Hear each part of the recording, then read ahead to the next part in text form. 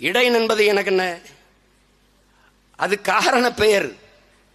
முதல் நிலம் குறிஞ்சி, இரண்டாவது தாய்க்குடி கோனடா, நான் ஆயனடா கோன். இரண்டாவது பெரிய தாய்க்குடி மானுடகுல வரலாற்றில் கோனார் தாண்டா. முதல் குடி குறக்குடி, குன்றவன் இன் குன்றி உச்சரிப்பில் குறவனானே. எங்கடா இருக்கான் குறவன் இந்த நாட்டில்?